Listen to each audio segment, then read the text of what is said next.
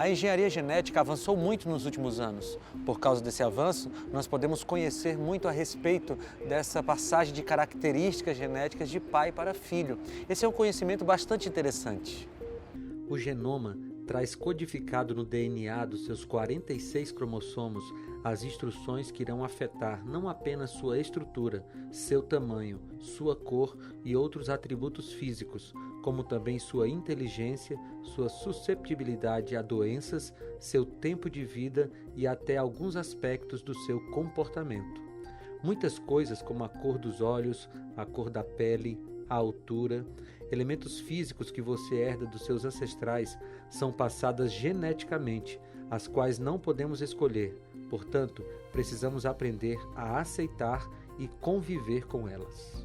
Infelizmente, o pecado afetou inclusive a genética humana. Nós vemos aí doenças como a hemofilia A, alguns cânceres, diabetes, obesidade, tudo isso sendo adquirido através da genética humana.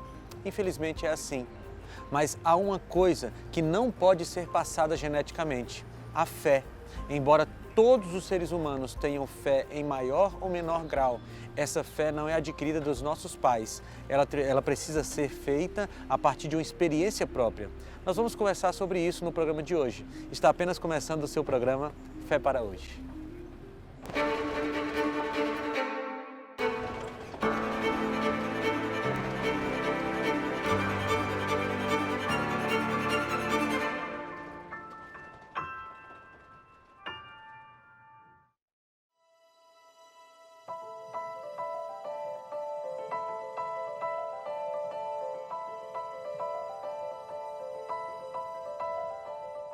Se a fé fosse genética, aqueles que teriam a maior fé que já existiu seriam os descendentes de Abraão, você não acha? Porque Abraão foi o pai da fé. E como pai da fé, ele teria passado essa fé para os seus filhos, para Isaac e Jacó. Mas não é assim que funciona. A fé não é um elemento que a gente recebe dos nossos pais. Isaac foi um homem de fé porque ele desenvolveu o seu próprio caminho da fé. E Jacó também teve que desenvolver o seu caminho próprio. É tanto que Jacó nasceu e recebeu um nome que identificaria muito o seu caráter. O nome Jacó significa enganador. Ele não recebeu geneticamente a fé que Abraão tinha. Portanto, ele teria que percorrer um caminho para desenvolver a sua própria fé. Como Jacó, cada um de nós precisa construir a sua caminhada espiritual. Não seria benéfico se Deus derramasse sobre nós uma fé pronta. É privilégio que Ele nos dá um passo após o outro em direção à construção desse edifício espiritual. Deus, na sua sabedoria, deixou com que nós passássemos por problemas, derramássemos lágrimas, nos feríssemos nessa caminhada, também tivéssemos muitas vitórias, para que nesse processo, um dia após o outro, nós fôssemos construindo o que nós podemos chamar de maturidade espiritual. A maturidade não chega de um ano para o outro. A maturidade, tanto na faixa etária quanto na fé, ela vem com o tempo. E esse tempo é recheado de problemas e de alegrias. Portanto, não espere que a sua fé seja construída de hoje para amanhã, mas participe desse processo que é cheio de dores e cheio de alegrias, para que você possa, enfim, chegar à maturidade espiritual. E quando você se encontrar com os problemas da vida, lembre-se, essa maturidade vai ajudar você a enfrentá-los sem desanimar. Por isso é tão importante que você continue dando um passo após o outro em direção à fé que Deus quer que você tenha.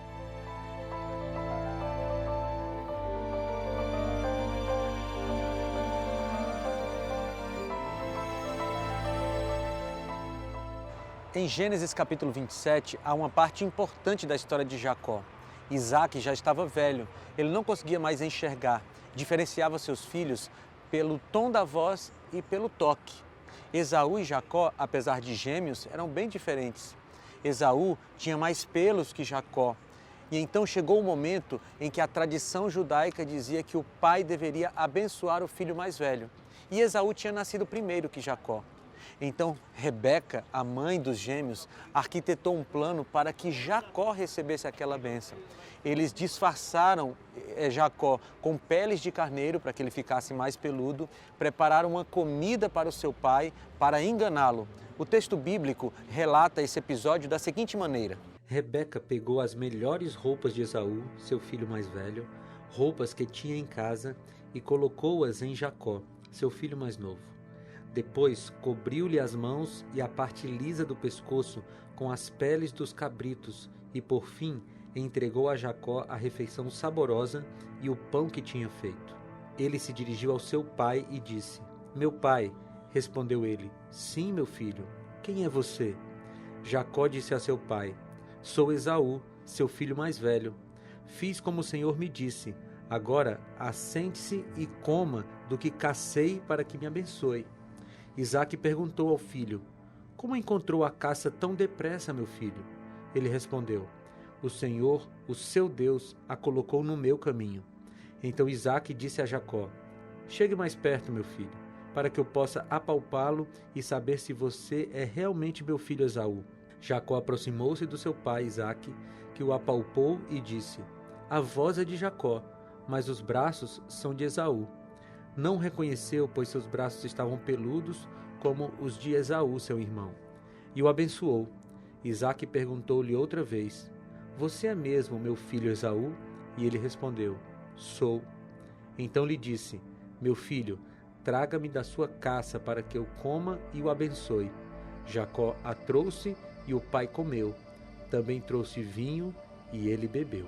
Quando Esaú chegou da caçada, descobriu todo o engano que seu irmão tinha preparado para ele. Descobriu que tinha perdido a bênção da primogenitura e ficou tão irritado que queria matar o seu próprio irmão. Jacó então começou uma fuga em direção à casa do seu tio Labão. Ali começaria a caminhada da construção da fé de Jacó, mas ela durou muitos anos. Eu imagino que a cada passo que Jacó dava, se distanciando da sua casa, aumentava a sua dor na consciência. Talvez a sua mente o acusava de enganador, de ladrão de bênção, de uma pessoa que estava longe daquilo que era o ideal de alguém que era descendente de Abraão. Ele caminhou tanto, estava tão cansado fisicamente e emocionalmente, que chegou o momento que ele teve que parar para dormir. E aí a Bíblia nos relata um fato muito bonito e muito interessante. O local onde Jacó pernoitou recebeu o nome de Casa de Deus, ou Betel. Era um lugar muito significativo, pois foi exatamente nele que Deus apareceu pela primeira vez a Abraão. Podemos imaginar o quanto receber essas palavras do Senhor foi reconfortante para um homem que estava sozinho, saudoso e temeroso, que havia deixado sua casa às pressas. A Bíblia continua contando a história com ricas lições espirituais, relatando o seguinte: Jacó partiu de Berseba e foi para Harã. Chegando a determinado lugar, parou para pernoitar, porque o sol já se havia posto. Tomando uma das pedras dali, usou-a como travesseiro e deitou-se. E teve um sonho no qual viu uma escada apoiada na terra. O seu topo alcançava os céus, e os anjos de Deus subiam e desciam por ela. Ao lado dele estava o Senhor, que lhe disse: Eu sou o Senhor, o Deus de seu pai, Abraão, e o Deus de Isaque. Darei a você e a seus descendentes a terra na qual você está deitado.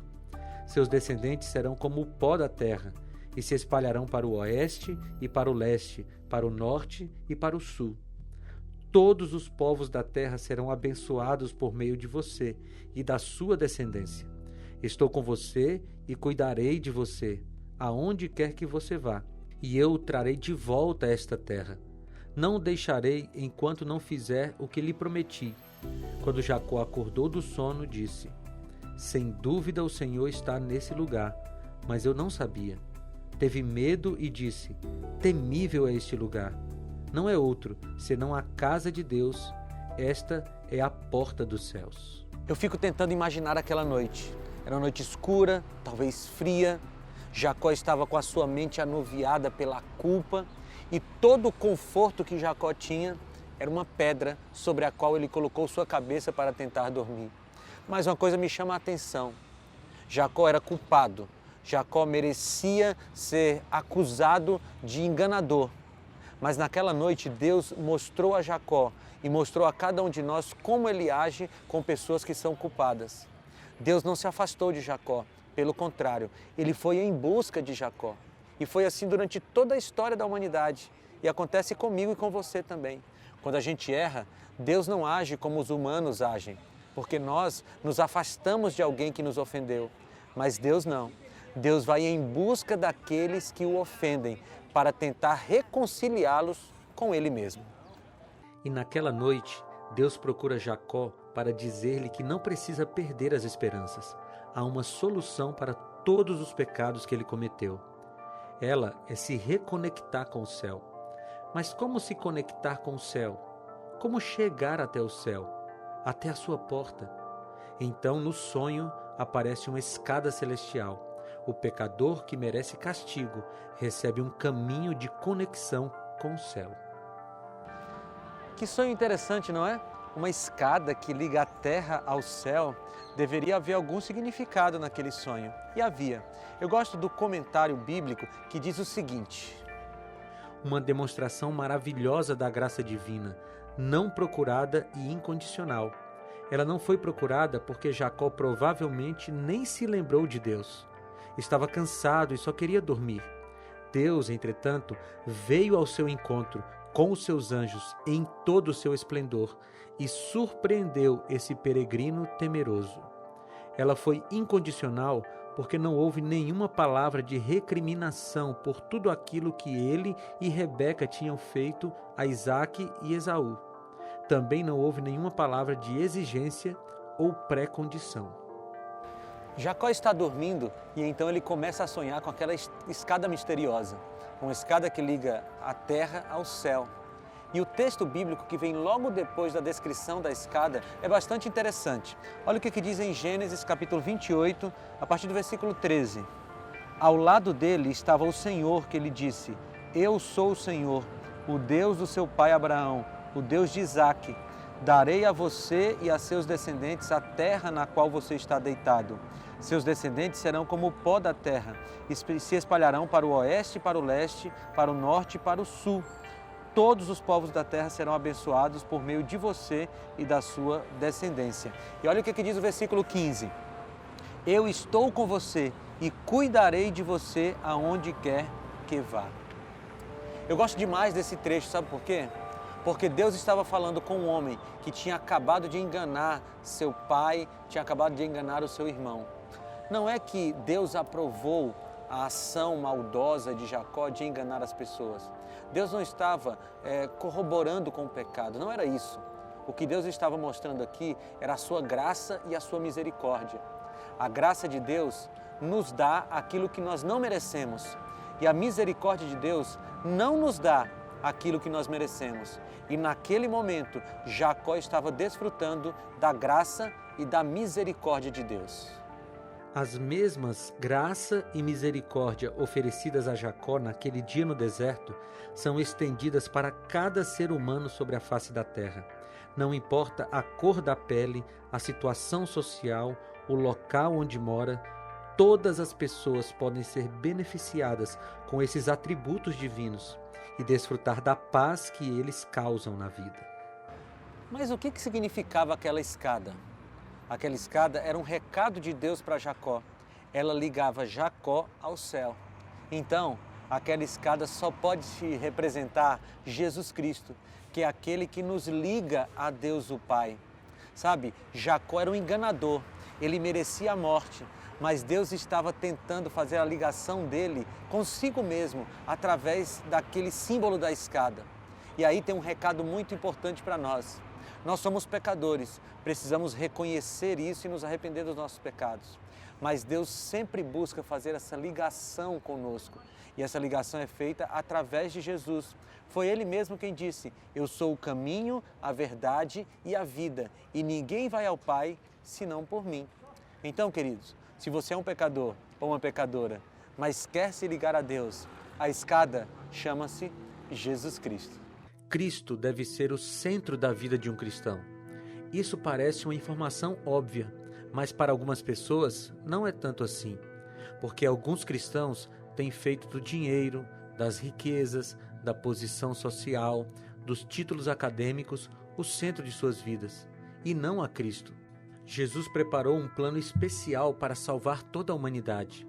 Ele estava no céu, sentado em seu trono de glória, adorado por todos os anjos, mas ele voluntariamente decidiu nascer da barriga de Maria, crescer, sofrer em nosso lugar, passar por toda aquela tortura dos açoites, da cruz do Calvário e ser sepultado em um túmulo frio. Todo esse plano se deu por um motivo muito simples. Jesus queria nos salvar. Ele queria fazer essa religação entre a terra e o céu. E é exatamente isso que a palavra religião significa. Religação. É a religação do homem pecador com o Deus Santo, do homem finito com o Deus infinito, do homem que estava condenado à morte com Deus que poderia dar a vida eterna. Por isso a gente precisa valorizar o nome de Cristo acima de todos os outros nomes, porque dessa forma nós estaremos usufruindo dessa escada que é Jesus.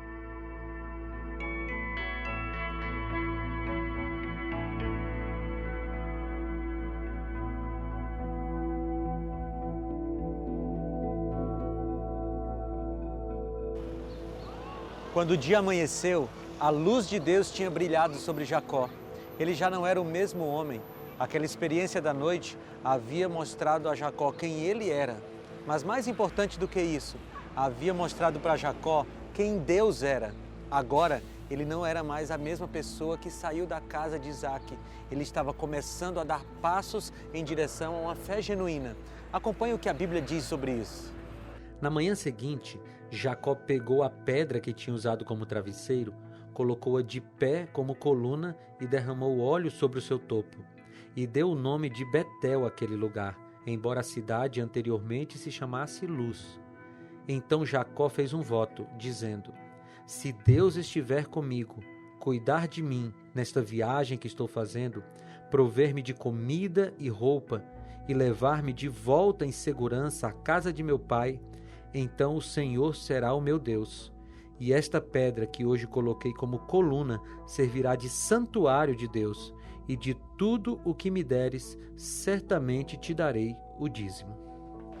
Muitas pessoas usam esse texto para falar sobre inauguração de templos e de igrejas, mas se você perceber bem, não existia um templo ou uma igreja ali com Jacó. Era um deserto, um lugar feio, mas Deus estava ali com ele. E porque Deus estava, ele chamou de Betel, a casa de Deus. Sabe, aí onde você está agora me assistindo, também pode ser Betel, a casa de Deus, se Deus estiver com você. Agora, Jacó chamou aquele lugar de temível. Por que a casa de Deus seria temível? Não tinha nada a ver com Deus, tinha a ver com Jacó. Jacó sabia que ele era um pecador, ele reconhecia isso naquele momento. E quando pecadores se encontram com Deus, o temor nasce. Mas há uma grande e boa notícia nesse momento. Deus não tem problemas em lidar com pecadores. Aliás, Deus tem um grande prazer em salvar pecadores. O apóstolo Paulo dizia que o amor de Cristo o constrangia, e esse deve ser o efeito na vida de todas as pessoas que entram em contato com o amor de Jesus, que é Ele próprio. É por isso que Ele passou pelo processo de encarnação. Jesus se fez carne e habitou entre nós por um único motivo: para salvar você, para salvar a mim, para salvar a todos aqueles que desejarem ser salvos. E a gente precisa parar para analisar esse ato de Deus, porque nós, como pecadores, merecíamos a morte, irremediavelmente merecíamos a morte.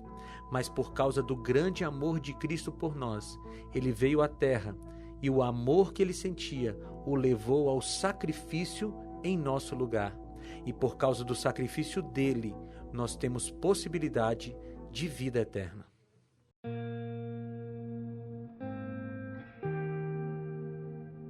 Naquela noite, Jacó foi impactado pela graça de Deus. Ele estava começando a dar passos em direção a uma fé que era dele, que não era emprestada.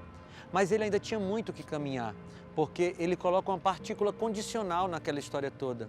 Ele disse assim: se Deus estiver comigo, e aí continua fazendo uma promessa. Ora, Deus já havia prometido que estaria com ele em todos os momentos. Por que Jacó estava duvidando? Como eu te disse, a fé que Jacó estava desenvolvendo estava começando os seus primeiros passos.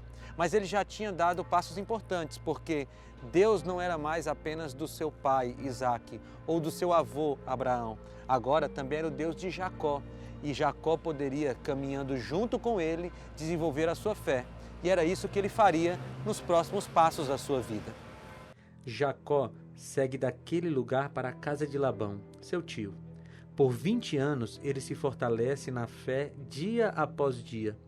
Por algumas vezes toma do veneno que serviu tantas vezes na vida e é enganado por seu sogro outras vezes.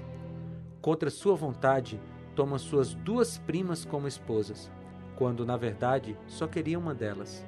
Mas em tudo isso Deus não o desampara. Ele trabalha para que Jacó devolva a sua própria fé. 20 anos depois, ele resolve voltar à casa do seu pai. Ainda não havia pedido perdão ao seu irmão por seus erros, e isso o incomoda muito. Apesar de continuar se chamando Jacó, seu interior já não é de um enganador. Deus o havia transformado. Então, ele decide reunir sua família e começar uma nova jornada de volta. No caminho, ele descobre que o seu irmão está vindo ao seu encontro. Então ele toma uma decisão. Ele divide o grupo das pessoas que estavam com ele em 2. E então ele se retira para um momento de oração com Deus. Acontece então uma das cenas mais emocionantes da Bíblia. Acompanhe a leitura. Em Gênesis 32, de 23 a 30, nós lemos o seguinte: depois de havê-los feito atravessar o ribeiro, fez passar também tudo o que possuía, e Jacó ficou sozinho. Então veio um homem que se pôs a lutar com ele até o amanhecer. Quando o homem viu que não poderia dominá-lo, tocou na articulação da coxa de Jacó, de forma que lhe deslocou a coxa, enquanto lutavam. Então o homem disse: deixe-me ir, pois o dia já desponta. Mas Jacó lhe respondeu: não te deixarei ir, a não ser que me abençoes. O homem lhe perguntou: qual é o seu nome? Jacó, respondeu ele. Então disse o homem: seu nome não será mais Jacó, mas sim Israel, porque você lutou com Deus e com os homens e venceu. Prosseguiu Jacó: peço-te que digas o teu nome. Mas ele respondeu: por que pergunta o meu nome? E o abençoou ali. Jacó chamou aquele lugar Peniel, pois disse: vi a Deus face a face, e todavia minha vida foi poupada. Nós não temos muitos detalhes daquela luta de Jacó com Deus. O que nós sabemos é que aquela luta teve um fator de amadurecimento muito forte para a fé de Jacó. Depois que ele reconheceu que ele não poderia ganhar de Deus, que ele não era mais sábio que Deus, que ele precisava se submeter a Deus, então Deus mudou o seu nome de Jacó, o enganador, para Israel. É como se Deus dissesse assim: filho, você está chegando lá. É verdade que Jacó ainda precisava crescer, nós sempre precisamos, mas aquele momento foi muito importante para a fé de Jacó. O Senhor se agrada de um coração quebrantado. Na luta com Deus, é isso que faz toda a diferença. Jacó precisava render-se, entregar a sua vida, o seu ego, a sua vontade completamente a Deus. Mas talvez até inconscientemente ele se recusava. A maior luta do homem é exatamente a travada para defender seu ego. Diante de Deus, a nossa vontade vale pouco ou quase nada. Nós sabemos que a nossa vontade é imperfeita. Quebrá-la é difícil, mas é necessário.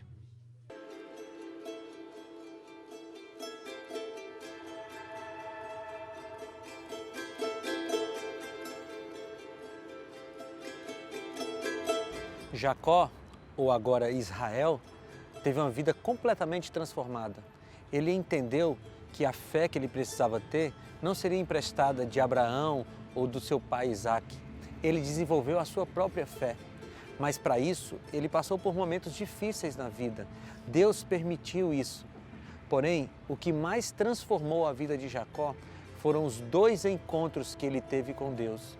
Por 2 vezes, Deus se apresentou muito claramente a ele. E foi exatamente isso que transformou a vida daquele homem. Deus é especialista em mudar pessoas. No caso de Jacó, o enganador, ele virou Israel. O seu nome foi perpetuado na história através do povo escolhido por Deus. Contudo, esse processo de transformação só acontece quando há a permissão do ser humano. Deus não invade a vida de ninguém para transformá-la. Tem que ser uma entrega voluntária da vida a Cristo. Eu te contei toda essa história para tentar te ajudar a entender que a fé não é algo que se recebe geneticamente. Não é porque seu pai foi uma pessoa muito espiritual que você será. O contrário também é verdade. Não é porque seus pais foram pessoas que não tinham nada a ver com Deus que você será assim. A fé é algo que se desenvolve pessoalmente, particularmente. Infelizmente, algumas pessoas querem desenvolver a sua fé a partir de postagens da internet ou de programas como Fé para Hoje.